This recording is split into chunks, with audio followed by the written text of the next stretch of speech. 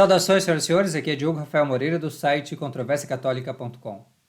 Se existe algum título de glória para nós, católicos, nestes tempos tão difíceis, é que os adventistas, eles realmente acertam quando eles dizem que nós somos os grandes responsáveis pela substituição do sábado pelo domingo, seja na sociedade, seja nas igrejas. Eles dizem: são os católicos que fizeram essa substituição. Claro que eles dizem isso da maneira errada. Eles criam uma narrativa que nunca existiu, só existe na imaginação deles e da sua profetisa Ellen G. White, que isso teria sido feito nos tempos de Constantino. É evidente que essa é mais uma falha no sistema dos adventistas, o sistema de história dos adventistas, já que evidência da observância do domingo e não do sábado pelos cristãos é algo que vem desde os tempos dos apóstolos, como nós temos registrado e nós vamos demonstrar mais ao final deste vídeo. Porém, eu digo que é um título de glória para nós católicos, nos deve dar muito, no bom sentido da palavra, orgulho de ser católicos, porque, de fato, foram os católicos apóstolos, os católicos primeiros discípulos de Nosso Senhor, que fizeram, com toda a consciência, essa substituição. Mas não como eles querem, como que corrompendo uma prática cristã, ou seja, os primeiros cristãos observavam o sábado e aí então veio alguém malvado ou um Constantino da vida que com uma canetada ali fez essa substituição. Não, mas sim como a passagem normal, natural, consequente da sombra para o corpo. Você já vai entender essa nossa comparação. Ou então, daquilo que era a promessa para a sua plenitude, para a sua realização, aquilo que era a preparação para, então, a consumação. A realização é a passagem realmente do Antigo para o Novo Testamento. Então, isto foi a mudança. E aqueles que a fizeram e, na verdade, insistiram para que ela fosse feita, foram precisamente os apóstolos, como nós vamos ver a partir de agora, porque nós vamos querer seguir realmente o que ensina a Bíblia a esse respeito. O que a Bíblia ensina, podemos entender assim, como gostam de falar os protestantes, sobre o sétimo dia. É isso que eu gostaria de responder.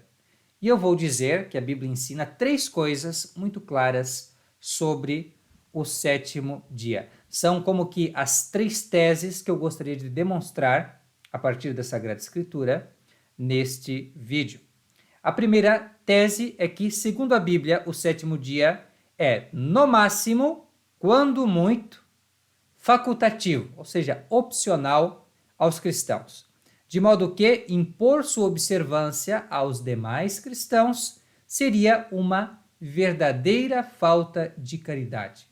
Isso nós vamos demonstrar com a Bíblia na mão, como gostam os adventistas e outras pessoas muito zelosas pela palavra de Deus.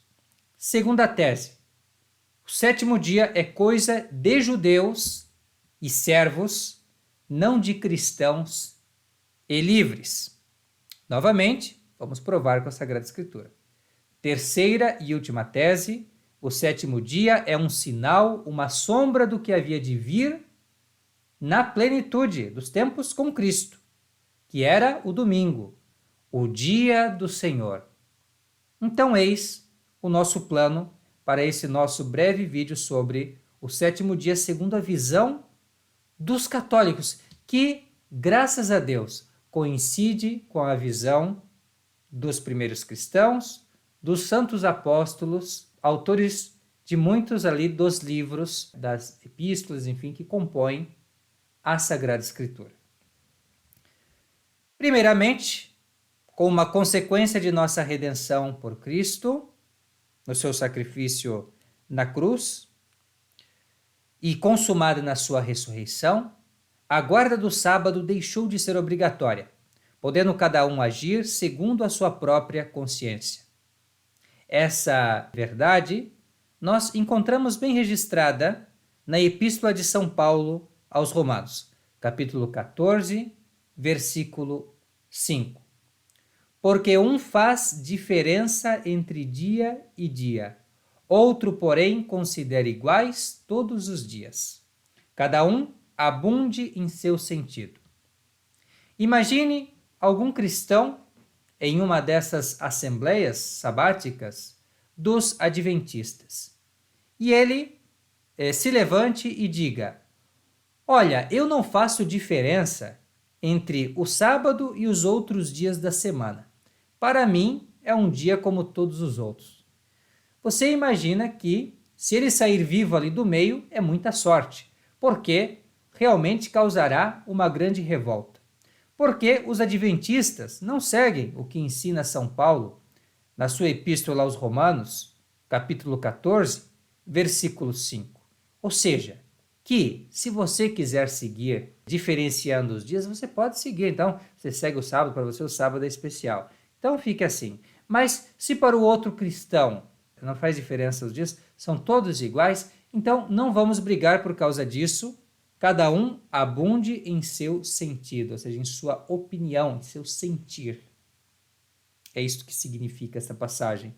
Então, isso você pode verificar pelo contexto do capítulo 14 desta epístola aos Romanos, e daí você entende, se você quiser realmente aprofundar o tema, que ele fala daqueles cristãos que vieram do judaísmo. Então, eles se converteram, e alguns desses cristãos tinham escrúpulos e queriam, até por uma questão de respeito, de continuidade, seguir observando o sábado e diferenciando o sábado dos outros dias. Mas haviam outros que, já compreendendo melhor, mais instruídos nas verdades cristãs, sabiam que Cristo havia abolido a lei antiga, essas observâncias da lei de Moisés, e assim eles não se sentiam obrigados a diferenciar o sábado dos outros dias. Então, aqui estamos falando em matérias de observância da lei judaica. Também São Paulo falará, um versículo antes ou depois, sobre aqueles que não comiam certas carnes, porque queriam manter aquelas observâncias antigas que tinham recebido dos seus antepassados, e outros que comiam todas as carnes sem nenhum problema. São Paulo só diz uma coisa para esses judeus que haviam se convertido ao cristianismo: não briguem por causa disso. O que importa é que todos vocês reconheçam Cristo como seu Salvador e não exijam que os demais cristãos sigam como necessário a salvação, que seja observada essa diferença de dias. Ora, o que os adventistas fazem entre os cristãos? Eles justamente agem de uma maneira descaridosa, de acordo com a doutrina da Sagrada Escritura, exposta aí por São Paulo, na Epístola aos Romanos, impondo que todos façam essa diferença de dias. Logo, nós vemos que eles não procedem bem.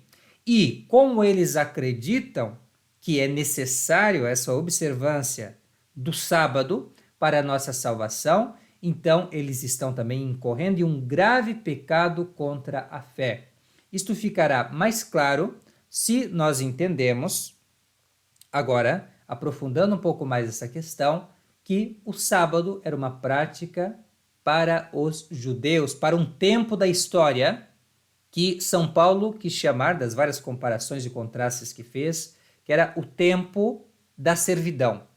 Enquanto que o tempo agora não é mais de seguir essas observâncias, como o sábado, do tempo da servidão, mas coisas que vieram com Cristo, no tempo agora de filhos de Deus, no tempo da liberdade cristã, no tempo realmente da plenitude.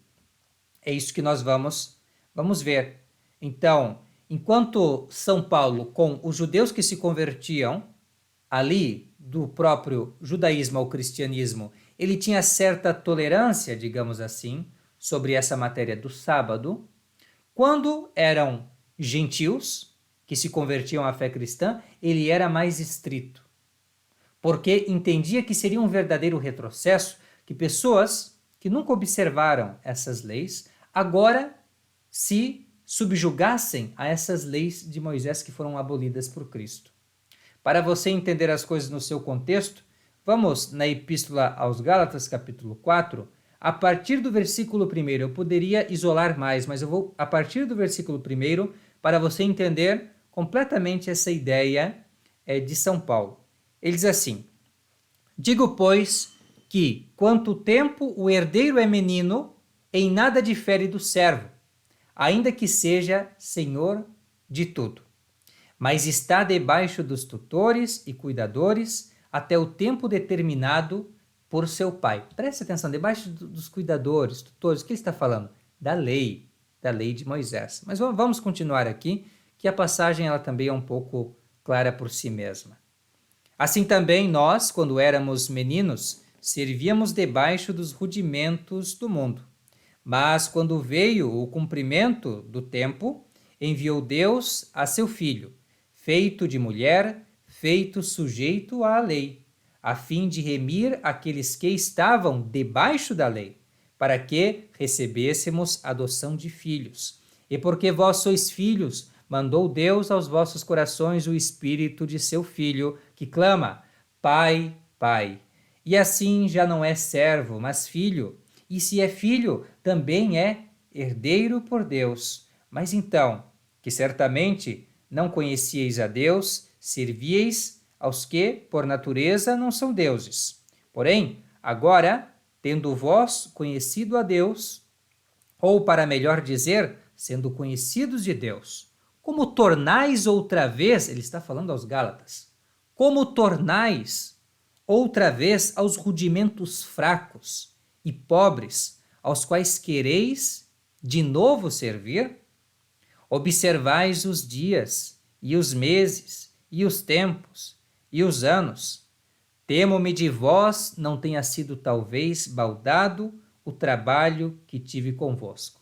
Isto é, São Paulo se queixa com os Gálatas que, de repente, ele teme que esse trabalho de pregar o Evangelho de Cristo com os Gálatas tenha sido em vão, porque os Gálatas agora estão querendo voltar a seguir os rudimentos da lei antiga. E embora crie aqui alguma dificuldade com esse fato de ele estar falando de volta, seguir, servir de volta, etc, etc, porque afinal os Gálatas eram verdadeiramente gentios e eles nunca seguiram as observâncias da lei de Moisés, deve-se entender esse de volta em um sentido mais amplo, como dizem os bons comentadores dessa passagem, ou seja, ele está querendo falar em um ato de retrocesso. Isso porque os Gálatas não estavam se inclinando a voltar ao paganismo, ou seja, a voltar aos deuses que eles outrora cultuavam, mas, ao contrário, eles sendo assediados e seduzidos por judaizantes que queriam colocar a observância do sábado, ou seja, destes dias, desses meses e dessas festas e dessas coisas do judaísmo, eles então estavam querendo retornar ao quê? A uma sujeição indevida, já dos tempos de servidão, que não lhes cabia mais como filhos que receberam o Espírito Santo, a observância daquela lei caduca que nosso Senhor aboliu do alto da cruz. Então aqui fica muito evidente, mais uma vez, que o sábado é uma coisa dos judeus, essa observância dos dias e essas coisas, e não dos cristãos. Mas nós examinaríamos tudo, a questão do sétimo dia, de uma forma incompleta e de uma forma não verdadeiramente cristã, se nós só ficássemos com o que foi dito até aqui. Ou seja, o sábado é uma coisa do passado, o sábado é uma prática que existiu, até foi permitida por um tempo entre aqueles primeiros judeus que se convertiam à fé cristã, não é? E assim se preparava como que um funeral digno para a lei de Moisés, não simplesmente dizer, ninguém mais segue nada, mas aquelas pessoas que por uma certa maneira, com respeito, queriam manter as suas observâncias, poderiam manter até um certo tempo, até o evangelho ser plenamente promulgado. Mas isso não é suficiente conhecimento do sétimo dia do sábado.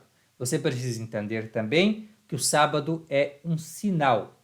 E não só um sinal, como dizia o Antigo Testamento, ou seja, uma aliança entre Deus com a casa de Israel, ou seja, com os judeus étnicos, os hebreus. Não só isso, que é o que nós encontramos em Êxodo 31:13. Não só um sinal nesse sentido, mas também um sinal de algo que havia de vir.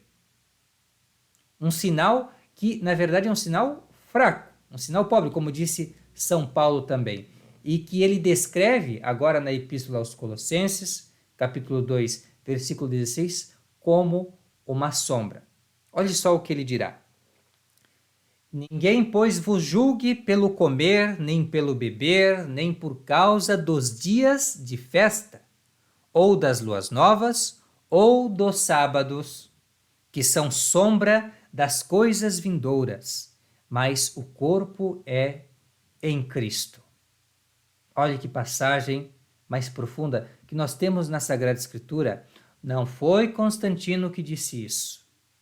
Não foram os malvados chefes da Igreja Católica, séculos depois, que disseram isso. Mas foi próprio São Paulo, apóstolo, inspirado pelo Espírito Santo. Ele então deixa claro: não devemos cuidar das observâncias do sábado, porque isto era apenas uma sombra de algo que havia de vir. Mas é sombra do quê?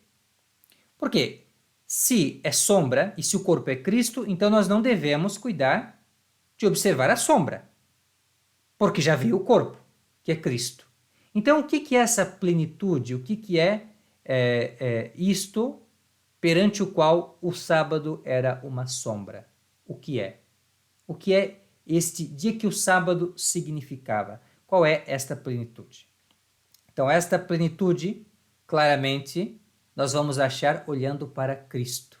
Está em Cristo, como disse o apóstolo. O corpo, então, se você tem um corpo, este corpo ele tem a sua sombra, ele projeta uma sombra. E assim, então, o que você vai olhar agora? Você não vai olhar mais para a sombra que é o sábado. Você vai olhar para o corpo que é Cristo. Então, olhe para Cristo, que é o corpo, e aí você vai entender o que realmente significava essa sombra que nos preparava para algo maior. Nosso Senhor Jesus Cristo ressuscitou quando? Ressuscitou no domingo, como nós lemos em Mateus, capítulo 28, versículo 1, onde ele consumou a sua obra de redenção. Foi nesse dia, o domingo. O domingo, então, pode ser chamado de o dia da redenção, onde se completou essa obra da redenção. É o dia da ressurreição de nosso Senhor Jesus Cristo. Este mesmo, Jesus Cristo enviou o Espírito Santo aos apóstolos em um domingo, isto é, exatamente 50 dias depois da Páscoa judaica. A Páscoa judaica, como todos sabem, é num sábado. Se fosse em 7 vezes 7, ou seja, 7 semanas depois, daria 49 dias. Mas são 49 dias mais um dia. Então, a Páscoa sendo num sábado, seria no dia depois do 7º sábado depois da Páscoa. Então, o que nós temos aí? O domingo. Como nós vemos também, que foi no dia de Pentecostes, em Atos capítulo 2, versículo 1, que o Espírito Santo desceu sobre a igreja. Cristo quis enviar o Espírito Santo e assim ratificar o estabelecimento da igreja da maneira mais solene, precisamente em um domingo, dando-nos razões para ter o domingo como o dia em que nós devemos também, como foi feito Pentecostes, nos reunir para receber as graças de Deus. Os cristãos, fiéis discípulos de Cristo, reuniam-se igualmente no domingo para a celebração da Santa Missa, onde o pão partido pelo sacerdote é o quê? É o corpo. É o próprio corpo de Cristo, do qual o que era a sombra? O sábado. Então, onde está o corpo? O corpo de Cristo era partido pelos cristãos, e assim havia aquilo que eles chamam de fração do pão, a Santa Missa, era precisamente em um domingo, como nós encontramos em Atos capítulo 20, versículo 7, e na primeira epístola aos Coríntios, capítulo 16, versículo 2. E era por isso, então, que os cristãos tinham este dia de domingo como o dia do Senhor.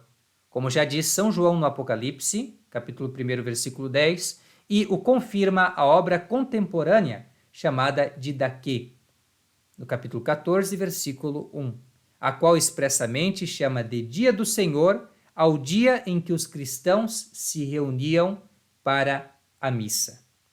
Então, já na época em que ainda viviam os apóstolos, os cristãos, que não estavam obrigados, ao contrário do que dizem alguns por aí, a observar o sábado, já tinham ao domingo em alta estima, para dizer o mínimo, e eles se reuniam precisamente no domingo. Ora, como se sabe, o nosso domingo vem precisamente do latim, dies dominicus. não sendo outra coisa que dia dominical, dia do Senhor. Portanto, vamos à missa e fazemos nossas coletas e boas obras no mesmo dia em que São Paulo, São João e os cristãos o faziam desde o princípio. Então, realmente, a culpa é nossa. A culpa é nossa dos católicos, desde o começo a culpa é nossa. Isso, então, é uma confissão pública de que nós católicos seguimos a mesma observância dos apóstolos. Nós seguimos a verdadeira doutrina sobre esta matéria e estamos em perfeita harmonia com os primeiros cristãos.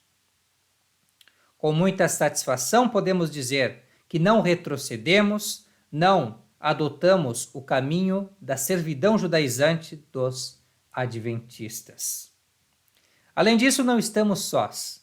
Assim foi durante toda a história da Igreja e certamente bem antes e independentemente de Constantino, que, em sua legislação a favor do domingo, não agiu senão como um bom governante, fazendo que a lei civil reconhecesse o que já era uma prática generalizada entre os seus súditos cristãos. De fato, das pessoas mais insuspeitas, de mártires que ainda no tempo das perseguições derramaram o seu sangue por Cristo, ou de autores eclesiásticos antiquíssimos, aprendemos que o cristão não observa o sábado, mas o domingo. Santo Inácio de Antioquia, mártir pelo ano 107, dirá em sua epístola aos da igreja de Magnésia: não vos deixeis enganar por doutrinas heterodoxas, nem por velhas fábulas que são inúteis. Com efeito, se ainda vivemos segundo a lei, admitimos que não recebemos a graça. Note bem, se vivemos segundo a lei de Moisés, com essas observâncias, o sábado, circuncisão e todas essas coisas, então, significa que nós admitimos que não recebemos a graça suficiente do sacrifício de Jesus Cristo. E precisamos, então, seguir o sábado, senão nós vamos nos condenar. Como se o derramamento do preciosíssimo sangue de Cristo não fosse suficiente. Que grande blasfêmia, não é? E já a condena Santo Inácio de Antioquia, mas ele continua na mesma epístola aos Magnésios. Aqueles que viviam na antiga ordem de coisas chegaram à nova esperança e não observam mais o sábado, mas o dia do Senhor em que a nossa vida ressurgiu por meio dele e de sua morte. Dia do Senhor, lhe soa familiar? Dias domínicos? Domingo? Sim? Então, é justamente esse dia. E você talvez até esse momento pensava que ele é o primeiro dia da semana, e não erra pensando assim, mas ele não era só entendido pelos cristãos como o primeiro dia. Mas já desde muito antigamente se entendia o domingo como o oitavo dia, ou seja, o dia que em plenitude se completou a criação de Deus. Porque com a ressurreição de nosso Senhor, a fé cristã é confirmada com esse grande milagre da ressurreição e plenamente somos feitos novas criaturas em Cristo. Então essa nova criação alegremente se reúne, comemora, festeja nesse oitavo dia, o dia da plenitude realmente dos filhos de Deus, não mais servos, mas agora filhos de Deus em Cristo. O autor da epístola que muitos autores atribuem a São Barnabé, datada entre 70 e 132 da era cristã, confirma a mesma observância da parte dos cristãos. Depois de falar sobre o sentido espiritual e escatológico do sábado, diz o seguinte: eis porque celebramos como festa alegre o oitavo dia, do qual Jesus ressuscitou dos mortos. Ora, como todos sabem, o oitavo dia é precisamente o domingo, o dia que vem depois do sétimo, o primeiro dia da semana seguinte. Assim como já vimos na Didaquê, São Justino Mártir, por volta dos anos 150, também dirá em sua primeira apologia, em algumas edições número 67, que os cristãos se reuniam para a missa no domingo, que os pagãos conheciam como o dia do sol. E sobre essa questão do dia do sol, aliás, eu gostaria de entrar em um detalhe muitíssimo importante nesse nosso tempo, em que há muitos judaizantes aí pela internet. Eles acusam, ironicamente, como os antigos pagãos, os católicos de adorarem ao sol.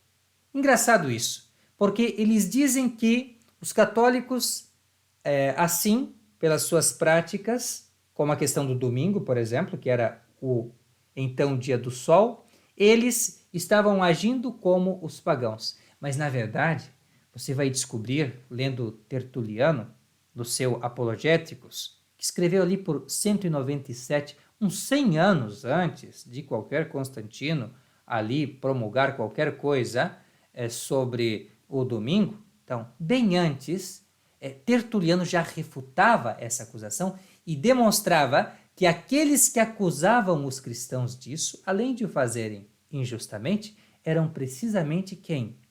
Os pagãos. Então, esses nossos judaizantes das neves de hoje, como aquele senhor Afonso do Ciência de Verdade, que dizem que nós agora, ou desde então, passamos a imitar os pagãos, o que ele está fazendo com este seu argumento? Imitando os mesmos pagãos, porque eram os pagãos que, caluniando os verdadeiros cristãos, que eram os católicos, diziam que eles adoravam o sol. Pois é, a verdade é essa, e você encontra neste autor, Tertuliano, no ano 197, em seu célebre Apologéticos, descrevendo as falsas descrições que os pagãos faziam do Deus cristão e do culto que lhe era prestado, confirma mais uma vez a observância do domingo. Outros ainda, diz ele, certamente com mais informação e maior verossimilhança, acreditam que o sol é nosso Deus. Seremos considerados persas, talvez, porque os persas eles adoravam o sol. Embora não adoremos o orbe do dia pintado em um pedaço de pano de linho, tendo-se ele, aqui ele está ironizando, em todos os lugares em seu próprio disco, porque nós não precisamos adorar o sol em um pano, porque ele está em toda parte. Na verdade, o sol todos os dias. Então nós não reconhecemos essa necessidade que os persas têm de adorar o sol dessa forma. A ideia, sem dúvida, se originou de sermos conhecidos por nos voltarmos para o leste em oração. Mas vós, muitos de vós, ele está falando aos pagãos, também, sob o pretexto de adorar os corpos celestes, movem seus lábios na direção do nascer do sol. Da mesma forma, se dedicamos o domingo à alegria, por um motivo muito diferente do culto ao sol, teremos alguma semelhança com aqueles de vós que dedicam o dia de Saturno ao ócio e à luxúria? Dia de Saturno, vamos lá. Então, dia de Saturno, Saturday, é o dia de Saturno, no calendário pagão é qual? É o sábado, Saturday. Isso se conserva ainda no inglês muito claramente, também em outras línguas europeias, que conservam aquele calendário ainda que os romanos tomaram dos egípcios, seguindo então os dias, então, dedicados aos astros.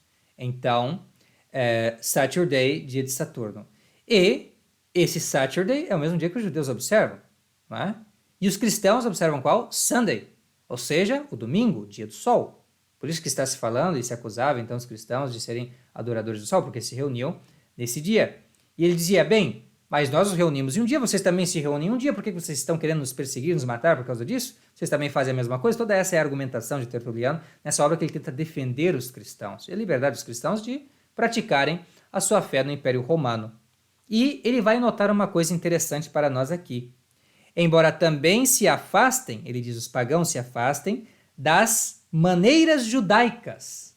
Também os pagãos se afastem das maneiras judaicas, das quais, de fato, são ignorantes. Ou seja, esses pagãos não conhecem nada de que os judeus e não os cristãos, observam o dia de Saturno no calendário e na maneira de nomear as semanas dos pagãos, e que nós e os judeus também chamam de sábado. Então, isso está em Apologéticos, capítulo 16. Note-se que Tertuliano identifica o sábado como uma prática judaica, enquanto o domingo é entendido como uma prática cristã. Creio que bastam estes testemunhos para demonstrar que sempre foi unânime entre os cristãos a observância do domingo, ao passo que o sábado sempre foi visto como uma prática judaica, tolerável durante um certo tempo, mas a cuja observância não se podia obrigar sem pecado contra a caridade cristã e não poderia também ser seguido como necessária a salvação sem pecado grave contra a fé cristã. É assim que os católicos entendem a mudança do sábado para o domingo. Não como uma substituição posterior de uma prática cristã, algo que só existe na imaginação dos adventistas e de sua profetisa Ellen G. White, mas como passagem do Antigo para o Novo Testamento, do sinal para aquilo que ele significa em plenitude, da sombra para o corpo que é Cristo. Portanto, a Sagrada Escritura e a história da Igreja mostram que é justa a observância do domingo, dia do Senhor, mais tarde ratificada pelos chefes da Igreja em diversos concílios e devidamente reconhecida pela legislação civil. Os que pensam diferentemente querem o retrocesso e o pecado, promovem antes o judaísmo caduco que o cristianismo de verdade. Quanto a nós, seguiremos firmes na fé de Cristo e dos apóstolos, jamais nos deixando seduzir pelos falsos doutores deste tempo, que desejam nos fazer observar os sábados da lei que Cristo aboliu com o seu preciosíssimo sangue no alto da Santa Cruz. Então nós recebemos com alegria e com grande satisfação essa atribuição de que nós fizemos esta substituição, mas nós a entendemos da maneira correta, da maneira cristã, e rejeitamos a interpretação dos adventistas, que querem dizer que essa mudança foi uma corrupção do cristianismo de verdade. Pelo contrário, os corruptores do cristianismo de verdade são vocês que alteram, adulteram, como já faziam outrora os judaizantes, censurados e condenados por São Paulo Apóstolo em vários locais das suas epístolas. Aqui nós apenas mostramos alguns lugares, há muitos outros. Muito bem, então assim estabelecida a verdade católica, a verdade cristã integralmente guardada pelos católicos, o verdadeiro entendimento do sétimo dia, dou-me por satisfeito e feliz então por terminar esse vídeo. Eu agradeço a vossa atenção, fique com Deus e até a próxima. Tchau, tchau.